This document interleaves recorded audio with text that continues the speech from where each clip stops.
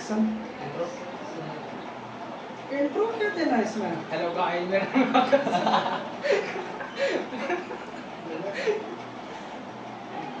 Welcome guys, please subscribe and comment.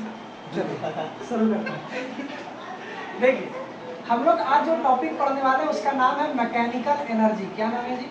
Mechanical energy. देखिए, mechanical energy को दो तरीकों से समझा जा सकता है। पहला तरीका मैकेनिकल एनर्जी को समझने का ये है कि जब आप एनर्जी लगाते हैं और उसमें आप अपने बॉडी के फिजिकल मूवमेंट का इस्तेमाल करते हैं, उसको हम लोग क्या बोलते हैं? Mechanical energy. पहला तरीका तो ये है। दूसरा तरीका ये है कि मैकेनिकल एनर्जी को आप डायरेक्ट टोटल एनर्जी भी कह सकते हैं। और टोटल एनर्जी का मतलब होता है कि किसी भी बॉडी की पोटेंशियल एनर्जी और काइनेटिक एनर्जी को जोड़ देना। समझ पा रहे बात को? जब टोटल एनर्जी, पोटेंशियल एनर्जी और काइनेटिक एनर्जी को जोड़ देते हैं तो टोटल एनर्जी बनता है। और इस टोटल एनर्जी को क्या कहा जा सकता है? Mechanical energy. समझ में आ रहा है बात? अब देखिए, एनर्जी जब हम लगाते हैं तो वो किससे लगाते हैं? फोर्स से लगाते हैं। समझ पा रहे हैं बात को? किससे लगाते हैं? फोर्स से। अब हम लोग जब एनर्जी चैप्टर में आ जाते हैं, वर्क पावर एनर्जी में, तो हम एक कंसेप्ट पढ़ते हैं जिसका नाम होता है कंजर्वेटिव फोर्स और नॉन कंजर्वेटिव फोर्स। क्या नाम होता है? कंजर्वेटिव फोर्स और नॉन कंजर्वेटिव फोर्स। इस बात को समझिए कि ये क्या है।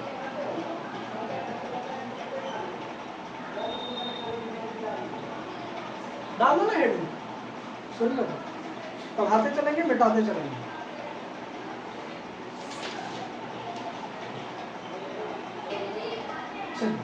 देखिए, कंजर्वेटिव फोर्स और नॉन कंजर्वेटिव फोर्स को पढ़ना चाहते हैं, इसको समझिए कि ये क्या है। मैं आपको एक एग्जांपल के जरिए समझाना चाहता हूँ कि कंजर्वेटिव और नॉन कंजर्वेटिव फोर्स में अंतर क्या है। आप जानते हैं कि एक बॉडी रखा हुआ है, इसका मास कितना है? m है। समझ रहे मेरी बात? आप इस बॉडी को उठाकर कितनी हाइट तक ले जाते हैं? h हाइट तक। समझ पा रहे बात को? जब आप h हाइट तक ले जाते हैं तो ये बॉडी यहाँ पहुँचती है। अगर मैं पूछूं कि यहाँ पर इसकी कौन सी एनर्जी होगी तो आप क्या बोलेगा? Sir, potential energy.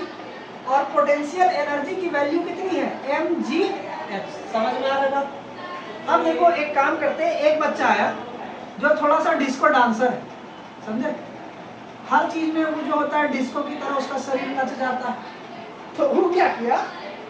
यहाँ तक उठाया, उसके बाद इधर ले चला गया और बॉडी को इधर ले चला गया और फिर बॉडी को इधर ले चला गया। समझ पा रहे मेरी बात को?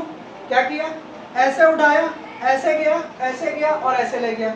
पता नहीं कौन सा बीमारी था। समझ रहे? इसको हम लोग बोलते हैं कि आदमी में चून मच जाता है। पता नहीं। तो आप ऐसे उठाए और वो आपसे ज्यादा 1.5 साल है, वो बोला देख आइया आइया आइया। समझ रहे मेरी बात को? अच्छा, हमें एक बात बताइए कि यहाँ पर इस बॉडी में क्या होगा? पोटेंशियल एनर्जी ही होगा। और इसकी हाइट अभी भी कितनी है? h है। अब मुझे पोटेंशियल एनर्जी कैलकुलेट करके बताइए कि यहाँ कितना होगा पोटेंशियल एनर्जी? mgh। यही होगा। अब एक बात समझिए कि ये था पोजीशन A और ये पोजीशन क्या था? B।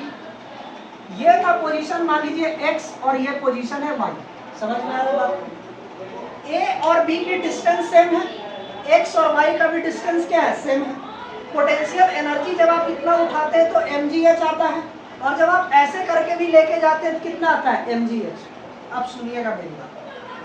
mgh की वैल्यू दोनों कंडीशन में क्या आ रही है? बराबर आ रही है। उसको फर्क नहीं पड़ता, यही ध्यान देने वाली बात है। उसको फर्क नहीं पड़ता है कि आप बॉडी को h हाइट तक कैसे घुमाकर ले गए हैं। समझ रहे मेरी बात को?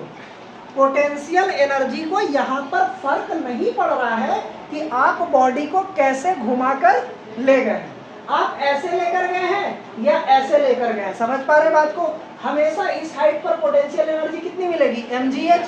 वही हाइट आप इस तरह से ले गए तो पोटेंशियल एनर्जी कितनी मिल रही है? mgh। इसका मतलब ये बात तो पूरी पक्की है कि सर, अगर मैं ग्रेविटेशन फोर्स के अगेंस्ट मामला करता हूँ, यानी पोटेंशियल एनर्जी जनरेट करना चाहता हूँ या पोटेंशियल एनर्जी बनाना चाहता हूँ, तो इसको फर्क नहीं पड़ता कि यहाँ से यहाँ तक जाने के लिए कौन सा रास्ता अपनाते हैं। समझ में आ रहा?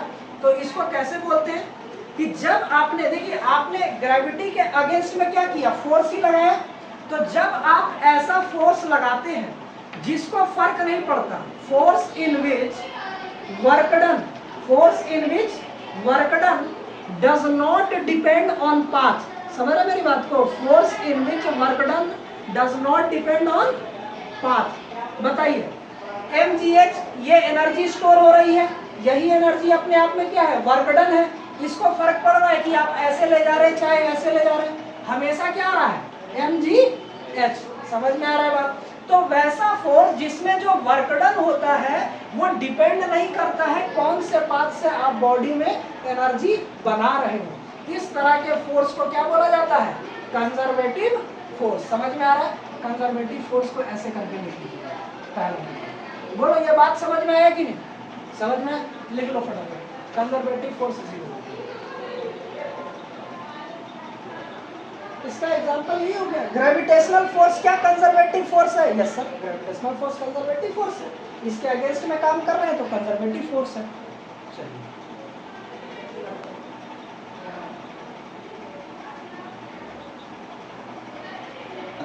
चलिए ठीक है, शुरू करते हैं। तो कंजर्वेटिव फोर्स की कहानी ये रही। देखिए कंजर्वेटिव फोर्स का एक ग्राफ आपको देखने को मिल जाएगा आगे चल के, क्लास 11 वगैरह में जाइएगा तो एक ग्राफ आपको मिल जाएगा कंजर्वेटिव फोर्स का। कोई बड़ी चीज नहीं है वो, मतलब उसको ग्राफ भी नहीं कर सकते, वो एक तरह से एक्सप्लेनेशन है किस तरह से बना हुआ। बंद कर दिया था क्या बंद कर कैमरा चालू है? रिकॉर्डिंग हो रहा है? ये बस इतना कहता है कि आप ए से बी तक कोई वर्क डन करते हैं। समझ में आ रहा है? स्टार्टिंग पोजीशन क्या है? ए और फाइनल पोजीशन कितना है? बी। आप इस बॉडी को पाथ 1 से लेकर बी तक जाते हैं, ए से बी तक, और दूसरे तरफ से पाथ 2 से। तो वर्कडन जो वर्कडन 1 का है ये वर्कडन 2 के बराबर होगा अगर, तो ये कैसा फोर्स होगा? कंजर्वेटिव फोर्स होगा। अगर नहीं समझ में आया तो फिर से समझो। मान लीजिए कि आप ए किसी बॉडी को फोर्स लगा रहे हैं, इसकी पोजीशन क्या है? ए है। उसके बाद आपने फोर्स लगाया तो कोई बंदा पाथ 1 से लेके गया बॉडी को बी तक। समझ पा रहे बात को? दूसरा आदमी आया, ये स्टार्टिंग पॉइंट है, ये एंडिंग पॉइंट है, और ये पाथ 2 से ले गया उस बॉडी को वहां तक। आपने जब पाथ 1 का वर्कडन कैलकुलेट किया तो W1 आया, और पाथ 2 से जब वर्कडन कैलकुलेट किया तो कितना है? W2। जब W1 और W2 दोनों बराबर आए अगर, इसका मतलब आप कह सकते हैं कि सर वर्कडन जो है वो पाथ इंडिपेंडेंट है। इधर से ले गया तो W1 आया और इधर से ले गया तो W2। मान लीजिए W1 10 जूल है और इधर भी क्या है? 10 जूल। तो क्या ये वर्कडन डिपेंड करता है कि आप बॉडी को पाथ 1 से लेके जा रहे हैं या पाथ 2 से? नहीं करता है। अगर ये बॉडी या फिर ये वर्कडन डिपेंड नहीं करता है कि ये किस पाथ से जा रहा है, तो जो लगने वाला फोर्स है वो कैसा फोर्स है? कंजर्वेटिव। समझ में आ रहा है बात? तो ये ग्राफ है जो आमतौर पे ग्राफ भी है, एक्सप्लेनेशन भी है, जो भी आप इसको कह लीजिए, एक तरह से कंजर्वेटिव फोर्स को एक्सप्लेन भी करता है। लिख लीजिए फटाफट। शक्तिमान लो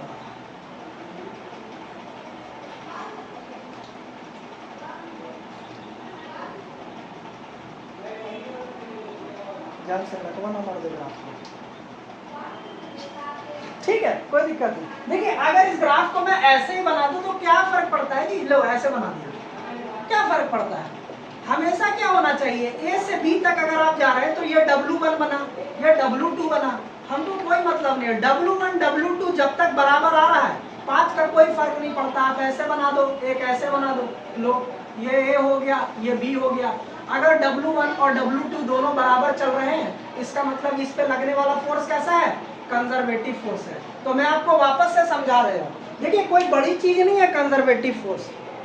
उस तरह का फोर्स जिसमें किया हुआ वर्कडन डिपेंड नहीं करता है कि किस तरीके से आप उस काम को कर रहे हैं, उसको कैसा फोर्स बोला जाता है? कंजर्वेटिव। समझ में आ रहा बात? उस तरह का फोर्स जिसमें किया हुआ वर्कडन इस बात पे डिपेंड नहीं करता है कि उस काम को आप कौन से पाथ से, कौन से तरीके से कर रहे हैं। समझ में आया? बहुत एक खूबसूरत डायलॉग है, बहुत सारे मूवी में बोला जाता है। कि कुछ काम अच्छे या बुरे नहीं होते, उनको करना बस जरूरी होता है। ये उसी टाइप का आदमी है। इसको फर्क नहीं है कि इधर से अच्छा तरीका है और ये बुरा तरीका है, ये करना जरूरी है। और वर्क डन दोनों पाथ में क्या आएगा, सेम आएगा। इस तरह के फोर्स को आप क्या बोलते हैं, कंजर्वेटिव फोर्स, जिसका ग्रेविटेशन अपने आप में एग्जाम्पल है। अगर आप पोटेंशियल एनर्जी बॉडी को उठाकर स्टोर करते हैं तो ऐसे कीजिए, चाहे ऐसे ऐसे घुमा के कीजिए, h हाइट तक हमेशा mgh पोटेंशियल एनर्जी रहेगा। उसको फर्क नहीं पड़ता है कि आपने उस बॉडी को h हाइट तक कौन सी दिशा में ले जाके बनाया है। समझ में आ रहा बात? यही कहानी है कंजर्वेटिव फोर्स। अब देखिए नॉन कंजर्वेटिव फोर्स, हम एक नॉन कंजर्वेटिव फोर्स आपको पढ़ा चुके हैं। बताइए कौन सा होगा वो नॉन कंजर्वेटिव फोर्स जो पाथ पे डिपेंड करता था?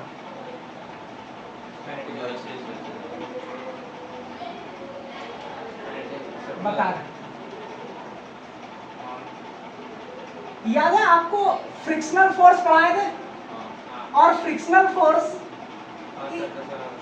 फोर्स जब लगता है तो इस बात पे डिपेंड करता है कि सरफेस कैसा है। समझ रहे मेरी बात को? यही सरफेस है, इस पे हम बालू रख दिए और उस बॉडी को ले जाने लगे तो क्या फ्रिक्शनल फोर्स बदल जाएगा? यही सरफेस है और इसको पूरा और चिकना कर दिया गया, समझ रहे? तो क्या फ्रिक्शनल फोर्स बदल जाएगा? क्या आप देख रहे हैं कि फ्रिक्शनल फोर्स उस पाथ से बदल जा रहा है जिस पाथ से आप लेके जा रहे हैं? तो जब भी आप पाथ बदलते हैं, लगने वाला फोर्स जब बदल जाता है, वर्क डन उसका बदल जाता है। बताइए, इसमें आपको ले जाने में ज्यादा एनर्जी लगेगा क्योंकि आपने इस पे बालू दे दिए। आप इसको पूरा चिकना कर दिए सरफेस को, तो आपको ले जाने में इसमें कम एनर्जी लगेगा। तो क्या पाथ के बदलने से लगने वाला एनर्जी बदल गया? क्या जो वर्क डन होगा वो भी बदल जाएगा? तो क्या यहाँ पाथ पे डिपेंड करता है? और वो डिपेंड करने का एक एग्जांपल किसका है? फ्रिक्शनल फोर्स का। आपको पहले पढ़ाए थे कि ये पाथ पे डिपेंड करता है कि साइकिल आप बालू पे चलाइए और साइकिल आप नॉर्मल सड़क पे चलाइए, दोनों में आपके लगने वाली एनर्जी क्या होती है, अंतर पड़ जाता है। तो पाथ डिपेंडेंट होता है, यानी वो force in which the work done depend on the path। समझ रहे मेरी बात को? यहाँ फ्रिक्शनल फोर्स कुछ और लगेगा, यहाँ फ्रिक्शनल फोर्स कुछ और लगेगा, क्योंकि आपने सरफेस कह लीजिए या पाथ कह लीजिए वो बदल दिया है। बस इतनी छोटी सी बात है। कंजर्वेटिव और नॉन कंजर्वेटिव फोर्स में यही अंतर होता है। लिख लीजिए, आगे बात करेंगे। कितना बात करेंगे हम, बात करते करते बुढ़ा हो जाएंगे। हाँ, तो आगे ब्रेक मारते गिर क्यों जाते, किससे ज़्यादा टायर? जब आप साइकिल चलाते हैं और जैसे हाईवे पे चला रहे हैं, ठीक है, उस पर स्पीड है, आप ब्रेक मारते हैं, आगे ब्रेक मारते हैं। कहने का मतलब आप बाइक में आगे वाला ब्रेक मारते हैं तो वो स्किड क्यों कर जाता है? हाँ। समझ रहे हैं? इसका देखिए रीजन का फ्रिक्शन से ही जुड़ा हुआ है। मैं आपको समझाता हूँ। देखिए, जब आप एक तरह से आगे की बात कर रहे हैं तो ये वेट बैलेंस की बात होती है। आप एक बात तो आप मानते होंगे कि बाइक की बात करें या साइकिल की बात करें तो आगे का वेट जो होता है वो कम होता है, पीछे का वेट ज्यादा होता है। ये बात आप मानते कि नहीं मानते? कैसे ज्यादा होता है? आप सोचिए, आपके मोटरसाइकिल पर आगे वाले चक्के में आप क्या देते हैं? बस हाथ देते हैं ना, उसी का तो वजन पड़ रहा है। और पीछे तो बाकी का, आप अगर आप 60 किलो का पीछे का तो 40 किलो पीछे लगा दिया है। समझ रहे मेरी बात को? बीच में बैठते हैं, दोनों टायर के बीच में बैठते हैं, मैं इस बात को मानता हूँ। लेकिन आप इस बात को मान रहे हैं ना कि आपका जो वजन है वो, अगर आप रेस्पेक्ट में बात कीजिएगा तो टंकी कहाँ है? 30 लीटर आता है, 30 लीटर का आगे है। अरे उस बात, अच्छा तो 30, देखिए आप जो ये 30 लीटर का वजन का बात कर रहे हैं तो मुझे एक बात बताइए, अगर आप 30 लीटर के वजन की बात करें तो पीछे इंजन का जो वजन होगा वो उससे ज़्यादा ही होगा। ये बात आप मानते हैं? आप जब सीट पे बैठते हैं तो आपका जो वजन होता है वो पीछे की तरफ ज़्यादा डिस्ट्रीब्यूट होता है। ये बात आप मानते हैं? तो आप जो रखते हैं वो जितना वजन होता है वो केवल आगे का ही होता है। अब देखिए मेरा एक बात सुनिए, जब आप ब्रेक मारिएगा तो वजन की वजह से पीछे वाला हिस्सा ज़्यादा सरफेस के कांटेक्ट में रहेगा, प्रेशर ज़्यादा पड़ेगा, और आगे वाला जहां आप हैंडल पकड़ते हैं वो प्रेशर क्या होगा, कम पड़ता है। यानी कि वो सरफेस से कांटेक्ट में कम है, फ्रिक्शन उसका क्या है, कम है। और जैसे ही आप ब्रेक मारते हैं वो ज़्यादा जाता है, इसीलिए वो होता है कि आगे वाला चक्का स्किड करता है। फ्रिक्शन का काम क्या है, रोकना अगर वो नहीं रोक रहा है इसका मतलब क्या हो रहा है, ब्रेक मारने के बावजूद भी आप गाड़ी को आगे लेके जा पा रहे हैं, गाड़ी आपकी फिसल रही है। ये इस वजह से है क्योंकि आगे जो हैंडल होता है उसका आपका उतना वजन नहीं होता है, पीछे आपका वजन ज़्यादा रहता है, यही वजह होता है, समझ रहे हैं। और यही वजह होता है कि आप गाड़ी को देखिएगा, गाड़ी आगे से कभी स्किड नहीं करेगी, पीछे से स्किड करेगी, क्योंकि गाड़ी के आगे बॉनेट में इंजन डाला हुआ रहता है, क्योंकि वजन उसका ज़्यादा होता है। इसको हम लोग वेट बैलेंसिंग भी बोल सकते हैं। हाँ, जब गाड़ी बनाया जाता है तो वेट बैलेंसिंग एक कंसेप्ट होता है जिस पे काम किया जाता है। 60% और 40% डिस्ट्रीब्यूट किया रहता है अगला और पिछला चक्का में वेट। आगे से कम हवा प्रोसेस कम रहता है। बिल्कुल रख सकते हैं। गाड़ी की बात करो, 4 व्हीलर, इसलिए क्योंकि आप देखिए कि खुद ही उसका वजन क्या है, 2 व्हीलर का बात कर रहे हैं। 2 व्हीलर बिल्कुल रखता है आदमी। देखिए एक बेसिक कंसेप्शन ये है कि अगर हम आप साइकिल का बात कर रहे हैं। हाँ देखिए देखिए आमतौर पे इसके पीछे कई रीज़न है। हम जब साइकिल में हवा भरते थे तो मेरी कहानी ये थी कि हम आगे वाले में कम और पीछे वाले में ज़्यादा, क्योंकि साइकिल ऐसे थोड़ा सा झुका हुआ रहेगा तो जब चढ़ान आएगा तो आपको उसको चढ़ाने में आसानी होगा। कई चीज़ें हैं उसके पीछे। बालों में जल्दी टांग लगा हाँ, फिजिक्स के तौर पर आप कई तरीकों से उसको एक्सप्लेन कर सकते हैं, लेकिन ये जो सवाल है कि सर ब्रेक मारते हैं तो आगे वाला चक्का ही क्यों स्किड करता है, ये वेट बैलेंस का सवाल है। क्योंकि जब आप हैंडल रखते हैं तो आप ज़्यादा वजन नहीं देते इन कंपैरिजन टू पीछे वाला चक्का के। और देखिए जब आप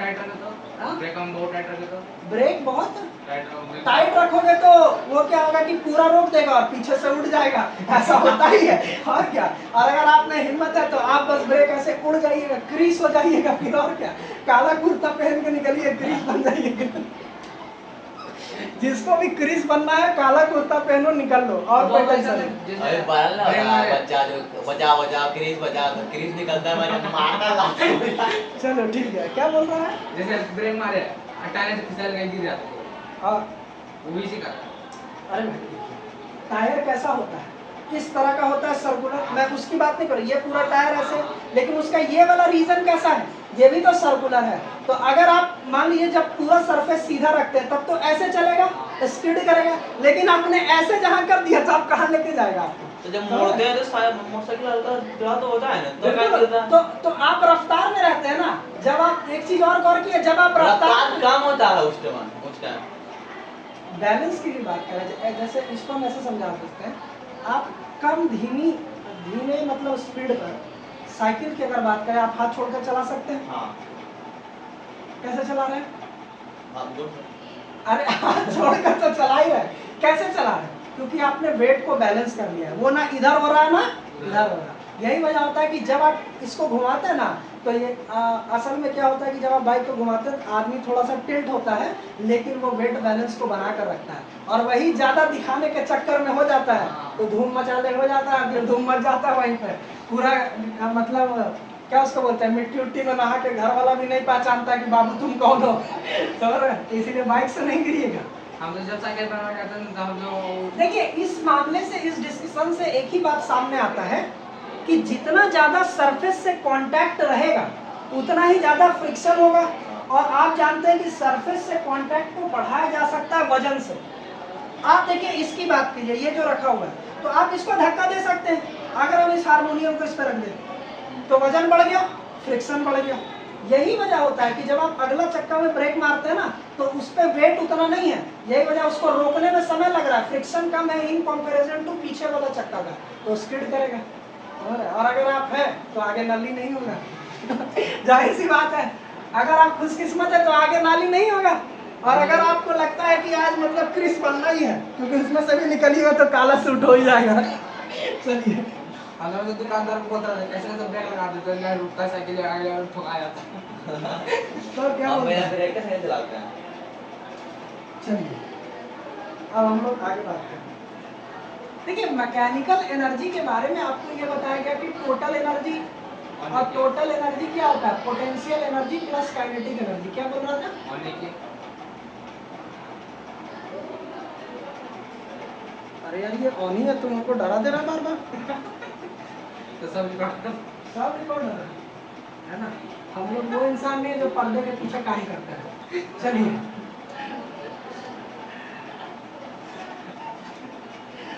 अरे बीटीएस वाले लोग नहीं, हम लोग बिहाइंड द सीन वाले, हम लोग ऑन द बोर्ड वाले आदमी हैं। चलिए आगे बात करते हैं। देखिए इधर लगा लेना चाहिए।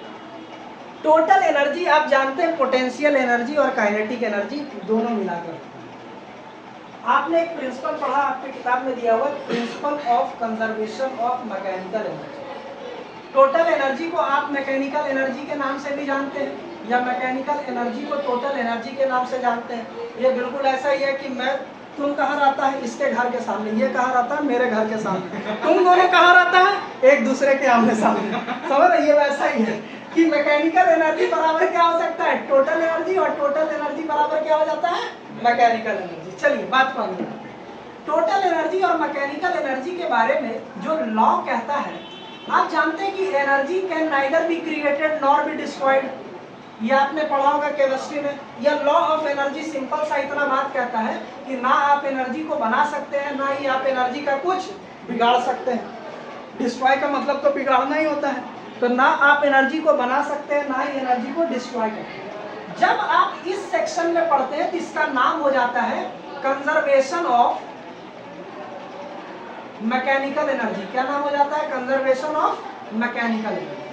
कंजर्वेशन ऑफ मैकेनिकल एनर्जी बस इतनी सी बात कहता है कि अगर कोई बॉडी, मान लीजिए ये एक बॉल है, ठीक है, इसको आप h हाइट से यहाँ तक गिराते हैं, ठीक है, तो यहाँ पर इसकी पोटेंशियल एनर्जी होगी, काइनेटिक एनर्जी जीरो होगी, मैं मानता हूँ, लेकिन मैं लिख दूंगा काइनेटिक एनर्जी जीरो होगी। अरे भाई बॉडी को हमने उठा रखा है, तो बॉडी किस में है, रेस्ट में है, तो फिर जाहिर सी बात है कि नीचे तो गिरा है। अभी नहीं नीचे गिराया है। अच्छा ऊपर में जब था तब बड़ा गिरा हुआ आपने, तो बॉल गिरा देता। चलो तब देखो, ध्यान दो, देखिए काइनेटिक एनर्जी यहाँ पर जीरो ही होगी क्योंकि हमने बॉल को पकड़ रखा है, इट इज एट रेस्ट। आप इस पोजीशन पर बात करते हैं, इस पोजीशन पर। अब ये पोजीशन क्या होगी मुझे नहीं पता, लेकिन ये एक पोजीशन हो सकती है जब बॉल गिर रही होगी तब। यहाँ पर भी कुछ पोटेंशियल एनर्जी होगा और कुछ काइनेटिक एनर्जी होगा।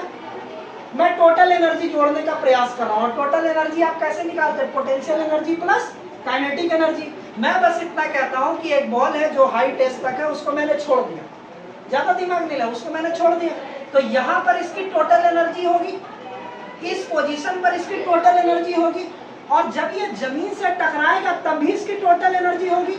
भले ही कोई जीरो हो कोई प्लस हो, उससे हमको मतलब नहीं है, लेकिन टोटल एनर्जी तो ऐसे ही निकलेगा। कंजर्वेशन ऑफ मैकेनिकल एनर्जी बस इतना कहता है कि ये तीनों क्या होंगे, हर जगह क्या होगा, सेम होगा, सेम। हाँ समझ रहे मेरी बात, तो दूसरा बढ़ेगा नहीं बढ़ेगा नहीं।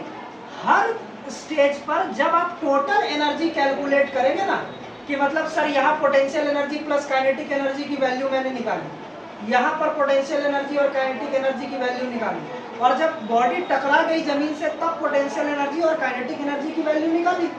इन तीनों ये बताएंगे, अभी प्रूव करेंगे, समझ रहे हैं? लेकिन इन तीनों का हमेशा जो जोड़ आएगा, टोटल एनर्जी जो आएगा, वो हमेशा क्या होगा, सेम होगा। यही कहता है कंजर्वेशन ऑफ मैकेनिकल एनर्जी। अब मैं आपको बता दूं कि कंजर्वेशन ऑफ मैकेनिकल एनर्जी केवल किस पे लागू होता है, कंजर्वेटिव फोर्स पे। ये क्यों होता है इसके बारे में भी बात करेंगे जरा सा, लेकिन पहले इस बात को समझ लीजिए। कंजर्वेटिव फोर्स आपको पता था कि ये पाथ पे डिपेंड नहीं करता है, आप ऐसे गिराइए चाहे ऐसे लाके गिराइए, वही वाला बात हो गया। लेकिन हर पोजीशन पर टोटल एनर्जी इसका क्या होगा, सेम होगा। समझ में आ रहा है बात? ये कहानी है, इसको उतार लीजिए, आगे चलते हैं। आप इसको लिख सकते हैं प्रिंसिपल ऑफ, अलग ही प्रिंसिपल है, समझे, ये किसी को नहीं लिखा, principle of conservation of mechanical energy. बिल्कुल सिंपल सी बात है, मैकेनिकल एनर्जी बराबर क्या होता है, टोटल एनर्जी। टोटल एनर्जी क्या होता है, potential energy plus kinetic energy. अगर आप इस तरह का मोशन देख रहे हैं तो हर पोजीशन पर पोटेंशियल और काइनेटिक एनर्जी का जोड़ यानी टोटल एनर्जी हमेशा क्या आएगा, सेम आएगा।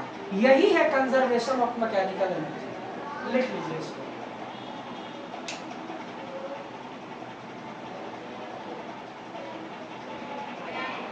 ये चीज होता है। न्यूटन साहब मिल गए, न्यूटन साहब को बोला कि आप जो है संस्कृत के बहुत अच्छे प्रोफेसर हैं। न्यूटन साहब का दोबारा उठा ले प्रभु। तो ऐसे हार्ट अटैक आ जाता है कभी कभी। चलो आगे बात करते हैं। कहाँ है पेंटिंग वाला जी? अरे यार वो नहीं देना, बस वो हाँ सब कुछ इधर ही रह गया था। चलिए अब इसको प्रूफ करने की बारी है ना। प्रूफ किए बिना आप लोग मानेंगे नहीं, है ना। जबकि आपको ही पता है कि दिया हुआ है तो सही होगा, लेकिन आप लोग को तो कहना है कि सर बताइए।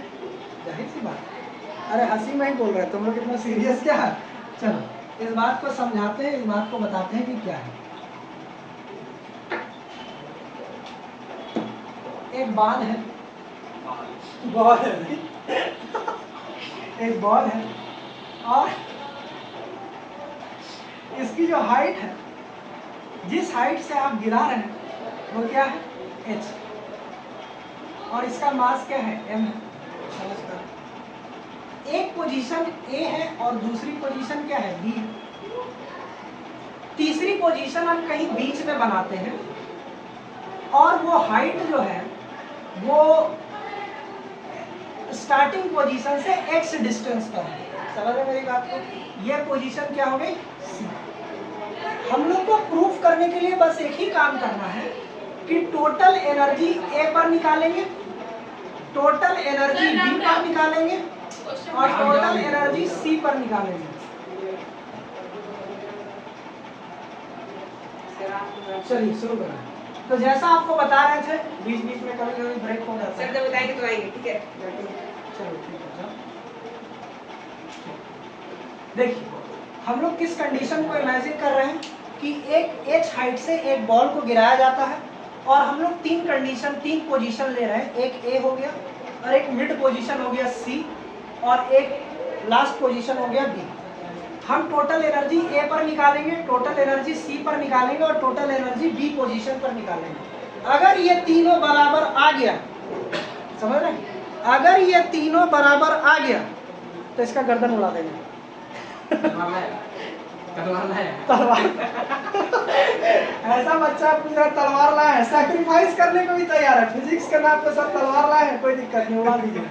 अगर ये सही आया तो इसका मतलब ये प्रिंसिपल जो है काम का है, और अगर ये नहीं आया इसका मतलब हम लोग जो है नेक्स्ट लेवल साइंटिस्ट है, कुछ ना कुछ ढूंढ के निकाल दिए हैं। आमतौर पे जब बच्चों का आंसर गलत आता है ना, तो फिजिक्स में खासकर वो इस तरह से आता है ना कि सर देखिए ये आंसर गलत है, न्यूटन गलत था सर, न्यूटन गलत था। बहुत खतरनाक हो जाता है ये। चलिए खैर हम लोग इस पे बात करते हैं। टोटल एनर्जी मुझे निकालना है ए पोजीशन पर। आप जानते हैं total energy potential energy plus kinetic energy. इस पोजीशन में बॉडी रेस्ट में है कि मोशन में?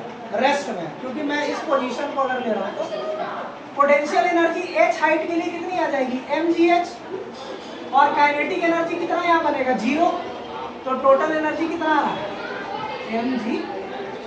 ये बात समझ में आता है? अब पहले इसको देख लेते हैं, ठीक है? नहीं पहले बीच वाले को देख लेते हैं, ऊपर से नीचे आ रहा है, बुरा मान जाएगा। चलिए आते हैं।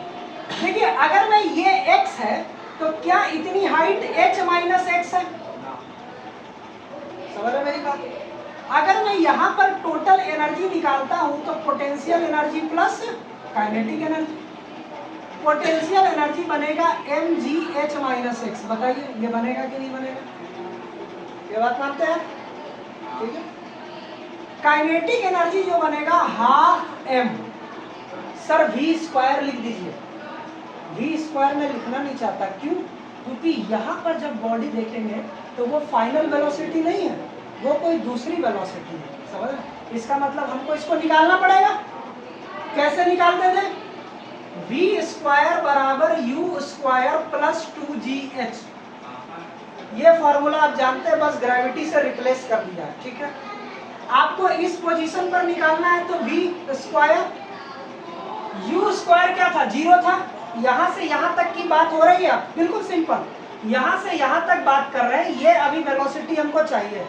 v स्क्वायर बराबर u square plus 2gh। v square ये इसका है, फाइनल नहीं है। v स्क्वायर ये इसका है। चलो u स्क्वायर को 0 लेंगे सर। हाइट जो है वो x है, इस बात को मान रहे हैं? v स्क्वायर की वैल्यू क्या आ जाएगी? 2gx। क्या यहाँ पुट कर सकते हैं 2gx? क्योंकि भाई काइनेटिक एनर्जी का formula half M V square ही होता है ना, तो वी स्क्वायर कितना आ रहा है 2gx, तो क्यों अंडर रूट करेंगे, हमको तो वी स्क्वायर ही चाहिए इस काइनेटिक एनर्जी में, तो मैंने पुट कर दिया। आगे बढ़ते हैं, mgh माइनस mgx, बोलो ये वाला हिस्सा।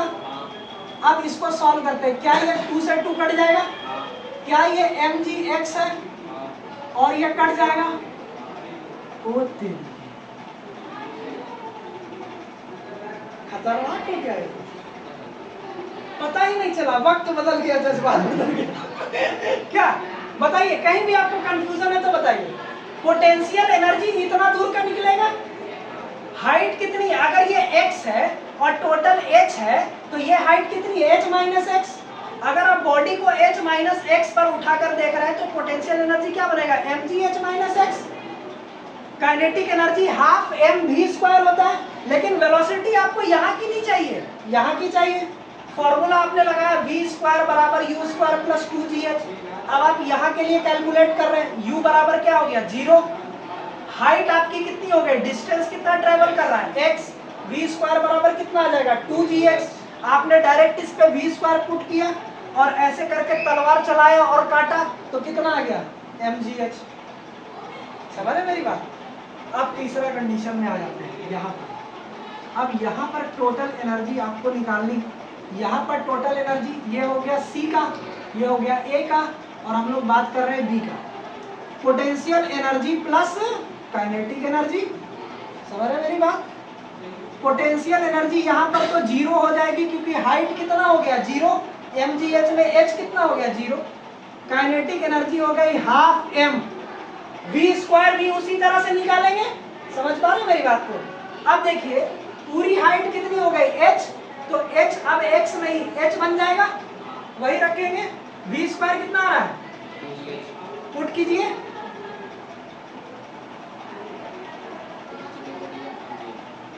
देखिए टोटल एनर्जी A पोजीशन पर, C पोजीशन पर और B पोजीशन पर हमेशा कितनी आ रही है mgh मसाले सच सच mgh अरे mdh वाला नहीं सुना क्या, वही वाला mgh मसाले सच सच mgh, यही सीखा। असल में इस पोजीशन पर टोटल एनर्जी और इस पोजीशन पर टोटल एनर्जी और इस पोजीशन पर टोटल एनर्जी क्या है, सेम है। यही तो है principle of conservation of mechanical energy. यही बात सिंपल सी ये कहता है कि किसी भी पोजीशन पर जब कंजर्वेटिव फोर्स हो, ये हमेशा ध्यान रखिएगा, किसी भी कंजर्वेटिव फोर्स के दौरान टोटल एनर्जी को जब आप कैलकुलेट कीजिएगा तो हर पोजीशन पर उसकी टोटल एनर्जी की वैल्यू क्या होगी, सेम होगी। ये पूरी तरह से प्रूफ करने का तरीका है, समझ में आ गया। यही कहानी है, जवानी दीवानी है। चलिए, तो आज आपको बताया गया कि energy can neither be created nor be destroyed, और उसको एक तरीके से पढ़ने का तरीका है कंजर्वेशन ऑफ मैकेनिकल एनर्जी, जो हमेशा कहता है कि जब कंजर्वेटिव फोर्स लगता है। हाँ, कुछ सवाल ही है, बोलो बोलो बोलो। समझ नहीं आ रहा, क्या समझ में नहीं आ रहा, कहाँ पर सेकंड वाला नहीं समझ में आ रहा कि कैसे आया mgh। देखो टोटल एनर्जी आपको C पर निकालना है। टोटल एनर्जी बराबर क्या होता है, पोटेंशियल एनर्जी प्लस काइनेटिक ये जो एनर्जी। मैंने एक्स की ले तो ऊपर रख लेते हैं, क्या एक्स माइनस एक्स से h माइनस एक्स इसलिए लिए क्योंकि पोटेंशियल एनर्जी की जो हाइट होती है वो आप जमीन से मेजर करते हैं ना, इसीलिए h माइनस एक्स लिए। समझ में आया? चलिए, तो आज के लिए यही है। तो आपको यही पढ़ाया गया कंजर्वेशन ऑफ मैकेनिकल एनर्जी में कि जब कंजर्वेटिव फोर्स लगता है तो उसमें जो टोटल एनर्जी होता है वो हर जगह हमेशा सेम रहता है, यानी कि कंजर्व रहता है। इसीलिए इसका नाम है principle of conservation of mechanical energy. चलिए ठीक है, आज के लिए इतना ही। सेवा समाप्त।